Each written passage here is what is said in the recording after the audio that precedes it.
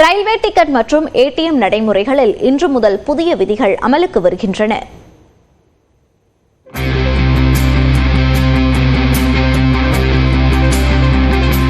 இன்று முதல் railway ticket முறையில் பல மாற்றங்கள் கொண்டு வரப்பட்டுள்ளன. அதன்படி வெயிட்டிங் லிஸ்ட் எனப்படும் காத்திருப்போர் டிக்கெட் வைத்திருப்போர் இரண்டாம் மற்றும் ஏசி வகுப்புகளில் கட்டாயம் பயணிக்க அனுமதிக்கப்பட மாட்டார்கள் என தெரிவிக்கப்பட்டுள்ளது. கன்ஃபார்ம் ஆகாத டிக்கெட்டுகளை வைத்திருப்போர் முன்பதிவு செய்யப்பட்ட பெட்டிகளில் பயணித்தால் அவர்களுக்கு அபராதம் விதிக்க டிக்கெட் பரிசோதகர்களுக்கு அதிகாரம் அளிக்கப்பட்டுள்ளது. அதே நேரத்தில் வெயிட்டிங் டிக்கெட் வைத்திருப்போர் முன்பதிவு இல்லாத இரண்டாம் வகுப்பு பெட்டியில் பயணிக்க அனுமதிக்கப்படுவர் எனவும் தெரிவிக்கப்பட்டுள்ளது.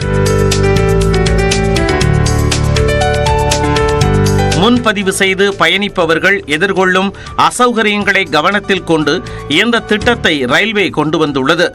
அதே நேரத்தில் IRCTC இணையதளம் மூலம் முன்பதிவு செய்யப்பட்டு அந்த டிக்கெட்டுகள் வெயிட்டிங் லிஸ்டில் இருந்தால் தானாகவே காலாவதியாக பயணிகளுக்கு பணம் திரும்ப வழங்கப்பட்டு வருகிறது. அந்த முறை தொடரும் என்றும் தெரிவிக்கப்பட்டுள்ளது. இதேபோல வங்கி ஏடிஎம்களில் பணம் எடுக்கும் எண்ணிக்கைக்கும் கட்டுப்பாடுகள் இன்று முதல் அமலுக்கு வருகின்றன. அதன்படி ஒரு மாதத்திற்கு கணக்கு வைத்துள்ள வங்கியின் ஏடிஎம்களில் இருந்து 5 முறையும் பிற வங்கிகளின் ஏடிஎம்களில் இருந்து 3 முறையும் பணம் எடுத்துக் கொள்ளலாம். மெட்ரோ எனப்படும் பெருநகரங்களின் கீழ் வராத நகரங்களில் மாதத்திற்கு 5 முறை பிற ஏடிஎம்களில் பணம் எடுத்துக் கொள்ளவும் அனுமதிக்கப்படுகிறது.